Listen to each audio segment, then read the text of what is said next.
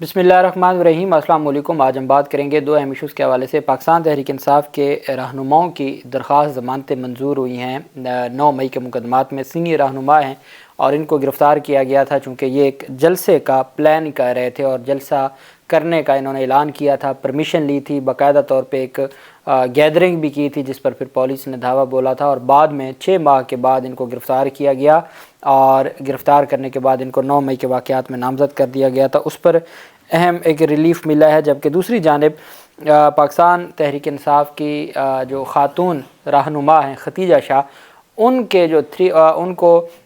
उनकी 3 MPO के तहत जो नज़रबंद किया था उसको हाई कोर्ट में चैलेंज किया गया। उसकी तफसील भी मैं आपके साथ शेयर करूँगा और इमरान खान के केस की तफसील भी, और साइफ़र मुकदमे में जो जस्टिस आमिर फ़ारूक हैं, chief justice Aamir Farooq, cipher मुकदमा केस का जो तहरीरी फ़ैसला जारी किया है और उसमें जिस तरीके से शाह महमूद कुरैशी की दरख्वास्त ज़मानत में जो कानूनी गलतियाँ हैं और क्लैरिकल गलतियाँ हैं वो इंतहाई मैं समझता हूँ कि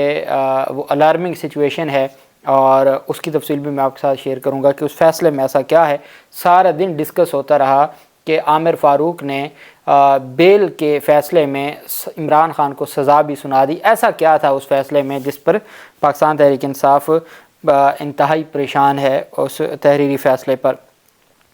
सबसे पहले मैं आपको बताता चलूँ कि एक जो पाकिस्तान तहरीक इंसाफ के चेयरमैन इमरान खान की दरख्वास्त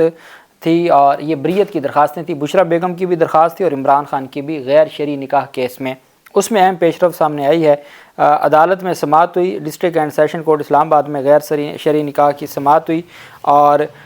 सिविल जज, सीनियर सिविल जज कुदरतुल्लाह ने केस की समाअत की। इमरान खान के वकील शेर अफजल मरवत अदालत में पेश हुए जबकि प्रोसिक्यूटर रिजवान अब्बासी अदालत में पेश ना हुए। इमरान खान की बरीयत की दरख्वास्तें हैं, बुशरा बेगम की बरीयत की दरख्वास्तें हैं और उस पर जो प्रोसिक्यूटर हैं उन्होंने आर्गूमेंट्स करने हैं लेकिन वो पेश ही नहीं होते।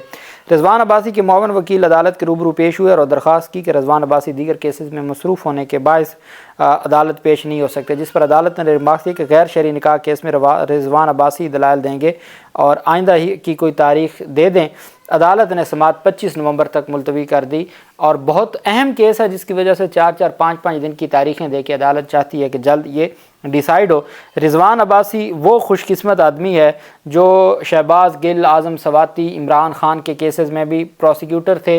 फिर वो इमरान खान की जो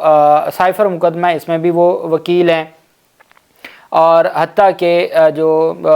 यहाँ पर DC वगैरह के ख़िलाफ़ तौहीन अदालत की दरख्वास्तें हैं इस्लामाबाद हाई कोर्ट में, उसमें भी वो DC के वकील हैं जो DC इस्लामाबाद हैं। तो तमाम केसेस में रिजवान अब्बासी हर तरफ नज़र आते हैं और ये प्राइवेट कंप्लेंट है। प्राइवेट कंप्लेंट में जो सरकार का मुख्तलिफ़ मुकदमात में आपके क्या वकील ख़त्म हो गए हैं? कुछ तो आप कोई ऐसा करें, प्लान करें या आप ऐसी कोई करें कि कोई तो चीज़ें मिलती जुलती तो हों। भाई जब आपने ये स्क्रिप्ट लिखा कि गैर शरई निकाह केस इमरान खान के ख़िलाफ़ एक प्राइवेट कंप्लेंट पे होगा, मुफ्ती सईद वगैरह को आप लाए, ओन चौधरी को लाए, तो आप कम से कम वकील ही कोई और कर लेते। आप अपना सरकारी वकील तो ना देते जैसे नवाज़ शरीफ ने और मरीम नवाज़ ने तोशाखाना केस में जो इमरान खान के ख़िलाफ़ वकील दिया तो अमजद परवेज़ साहब। तो ये ऐसे ही है कि यहाँ भी रिजवान अब्बासी ही वकील हैं और बहरहाल अदालत ने उनको मौका दिया है कि जी वो अगली तारीख पर ही पेश हो जाएं।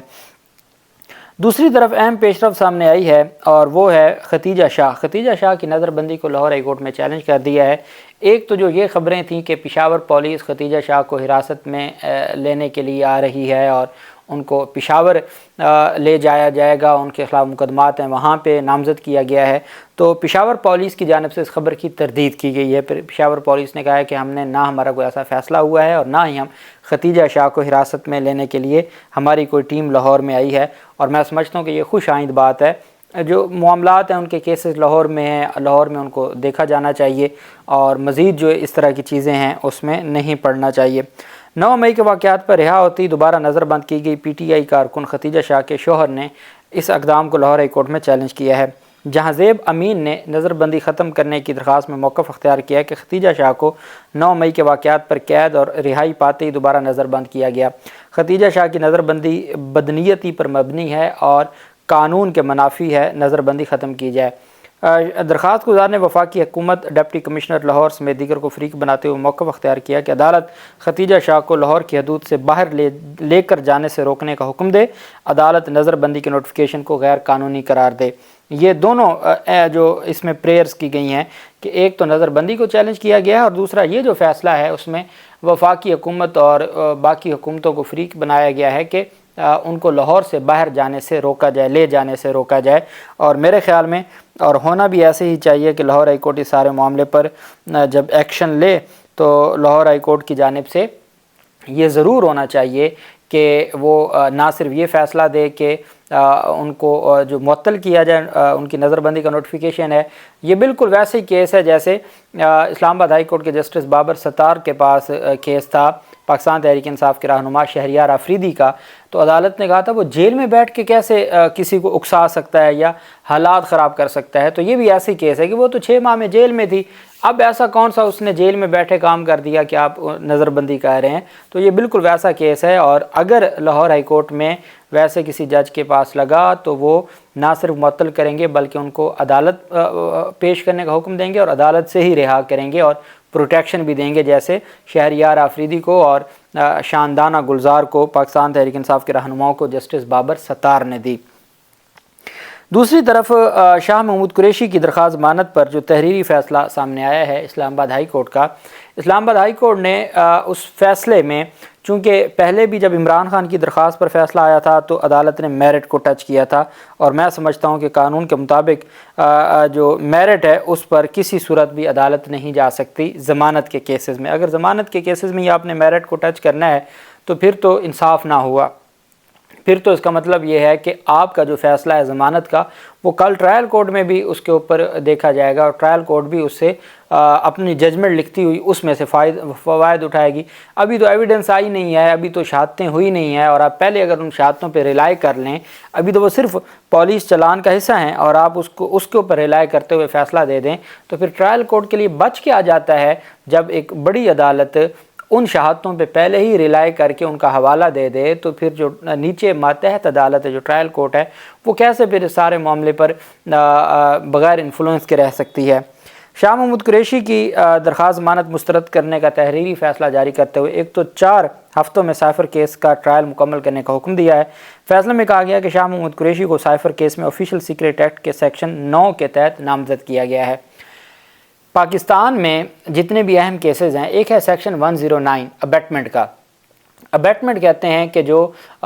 سہولت کاری دیتا ہے، جو انسٹیگیٹ کرتا ہے، جو ترغیب دیتا ہے، یا کہیں نہ کہیں وہ اس سازش میں ملوث ہوتا ہے، تو وہ 109 کے تحت ابیٹمنٹ کے الزام میں اس کے خلاف کارروائی کی جاتی ہے۔ پاکستان میں اگر ہائی پروفائل کیس دیکھیں تو جس قتل کیس میں ذوالفقار علی بھٹو کو پھانسی دی گئی تھی، وہ ان کے اوپر ڈائریکٹ 302 کا الزام نہیں تھا کہ انہوں نے خود قتل کیا ہے، بلکہ ان پہ ابیٹمنٹ کا الزام تھا سیکشن 109 پی پی سی کا۔ اور 109 پی پی سی یہ کہتا ہے کہ جو مرکزی ملزم ہے جس نے وہ ایکٹ کیا ہے، جو سزا اس کی ہے وہی سزا ابیٹر کی بھی ہوگی جو ابیٹمنٹ کرے گا۔ اب شاہ محمود قریشی کو اس کیس میں ابیٹمنٹ میں 109 میں نامزد کیا گیا ہے۔ تحریری فیصلے کے مطابق شاہ محمود قریشی پر سائفر کیس میں جرم کی حوصلہ افزائی اور معاونت کے الزامات ہیں۔ فیصلے میں کہا گیا کہ جرم کی معاونت کرنے والے پر بھی اتنی ہی ذمہ داری عائد ہوتی ہے جتنی جرم کرنے والے پر۔ تحریری فیصلے میں کہا گیا کہ آفیشیل سیکریٹ ایکٹ خصوصی عدالت 4 ہفتوں میں سائفر کیس کا ٹرائل مکمل کرے، اور ساتھ کہا کہ جو مرکزی ملزم ہے عمران خان، ان کی ضمانت کی درخواست 16 اکتوبر کو مسترد کر چکی ہے۔ شاہ محمود قریشی کی ضمانت بھی مرکزی ملزم سے جڑی ہوئی ہے۔ تحریری فیصلے کے مطابق درخواست گزار کی جانب سے آئین کے آرٹیکل 248 کے تحت استثناء بھی مانگا گیا ہے۔ آرٹیکل 248 کی استثناء کا اطلاق سرکاری ذمہ داریاں نبھانے کے حوالے سے ہوتا ہے۔ فیصلے کے مطابق شاہ محمود قریشی پر الزام ہے کہ انہوں نے 27 مارچ 2023 کو، اب جو 27 مارچ کو جلسہ ہوا تھا وہ 2022 تھا، عدالت اپنے فیصلے میں لکھ رہی ہے کہ 27 مارچ 2023 کو، پورا سال، یہ ہمارے ہاں ایک بہت بڑی اس کو غلطی تسلیم کیا جاتا ہے قانون میں، اور بعد میں اگر اس کی تصحیح نہ ہوئی ہو تو اس کا مطلب یہ ہے کہ یہ فیصلہ کیسے درست ہو سکتا ہے جب آپ ایک بڑا فیکٹ ہی غلط لکھیں کہ 2023 کو جلسے میں تقریر کے دوران جرم کی حوصلہ افزائی معاونت کی ایک جلسے میں تقریر کرنا سرکاری ذمہ داریوں میں شامل نہیں ہے، لہٰذا آرٹیکل 248 کا اطلاق نہیں ہوتا۔ فیصلے میں کہا گیا کہ شاہ محمود قریشی کی ضمانت کی درخواست مسترد کی جاتی ہے اور 4 ہفتوں میں ٹرائل کمپلیٹ کیا جائے۔ اس میں جو ایک تو 2023 کا میں نے آپ کو بتایا 27 مارچ 2023 لکھا گیا، جس کو بعد میں درست بھی نہیں کیا گیا اور وہ فیصلہ جاری ہو چکا ہے۔ دوسری جانب جو اس کا پیراگراف نمبر 11 ہے اس میں کہا گیا کہ undoubtedly bail are not to be held as punishment but where sentence involved is death، کہ جی جو ضمانت ہے اس کو یہ ایک سزا نہیں سمجھا جاتا، but where sentence involve is death اور لائف امپریزنمنٹ، لیکن جہاں سزائے موت ہو یا عمر قید ہو، the court has to proceed with caution, تو عدالت کو احتیاط کرنی پڑتی ہے۔ In this record the balance is to be maintained that liability of person are not be compromise but gravity of charge اور allegation is also be kept in view, کہ جو گریوٹی ہے، جو سنگینی ہے الزامات کی، اس کو بھی مد نظر رکھا جاتا ہے۔ The suitable balance can be achieved where trial has already commence by way of appropriate direction to the trial court to conclude the trial expeditiously, کہ اگر ٹرائل شروع ہو جائے تو پھر یہی سب سے اہم ہے کہ آپ ٹرائل کورٹ کو کہہ دیں کہ وہ جلد ٹرائل کا فیصلہ کرے۔ جب عدالت یہ کہہ دے کہ بغیر کسی شک و شبہ کے جو سزا ہے اس کیس میں وہ سزائے موت ہے یا عمر قید ہے، یہ بات ہو رہی ہے، یہ کو عدالت نے یہ نہیں کہہ دیا کہ عمران خان کو اس میں یہ سزا ہونی ہے، عدالت نے کہا ہے کہ جو ان کو دفعات لگی ہیں وہ دفعات سزائے موت اور عمر قید کی ہیں، یہاں یہ ذکر کیا جا رہا ہے، اور جس کے اوپر پاکستان تحریک انصاف کے لوگ پریشان تھے کہ عدالت نے خود ہی فیصلہ ہی سنا دیا کہ وہ سزائے موت ہے، تو وہ بیسیکلی عدالت بتا رہی ہے کہ اس میں کوئی شک و شبہ والی بات نہیں ہے کہ جو دفعات اس کیس میں لگی ہوئی ہیں، جو الزامات ہیں دفعات میں، وہ سزائے موت، ان کی جو سزا ہے وہ سزائے موت یا عمر قید ہے۔ اس وجہ سے جو الزامات کی سنگینی کو دیکھتے ہوئے عدالت جو ضمانت ہے وہ نہیں دے رہی۔ بہرحال دوسری جانب پاکستان تحریک انصاف کے رہنما جنہوں نے کانا 9 میں جلسے کی اجازت لی تھی، پھر باقاعدہ طور پر جلسے سے ایک رات پہلے ان کے گھر پر چھاپہ مار کارروائی کی گئی، اگلے دن باوجود اس کے کہ انہوں نے گرفتاریاں کیں اور پاکستان تحریک انصاف نے کارنر میٹنگ کی تھی، اور یہ سینئر ایڈوکیٹ ہیں، انہوں نے جو افضال عظیم پہاٹ اور ان کے بیٹے جو حمزہ پہاٹ ایڈوکیٹ اور ان کے بھائی خالد پہاٹ، ان کو جو مرکزی مقدمہ تھا اس میں سے ضمانت منظور کر لی ہے۔ لاہور بار ایسوسی ایشن کے صدر پیش ہوئے، جج ارشد جاوید صاحب کی عدالت میں تھی، انہوں نے پاکستان تحریک انصاف کے ان تینوں رہنماؤں کی درخواست ضمانت ATC انسداد دہشت گردی عدالت نے 9 مئی مقدمات میں، یہ وہ لوگ ہیں جن کے خلاف کوئی مقدمہ نہیں تھا، 9 مئی کے جو یہ کانا 9 میں جلسہ اور کارنر میٹنگ کے بعد ان کے 6 ماہ پہلے 9 مئی کے مقدمات میں نامزد کر کے جوڈیشل ریمانڈ پر جیل بھیجا، آئیڈینٹیفیکیشن پریڈ ہوئی، پھر جسمانی ریمانڈ کا کہا، پھر یہ جوڈیشل ریمانڈ پر جیل گئے اور پھر ضمانت ہوئی، عدالت نے ضمانت منظور کر لی ہے۔ اللہ پاک پاکستان کا حامی و ناصر ہو۔ بہت شکریہ، اللہ حافظ، پاکستان زندہ باد۔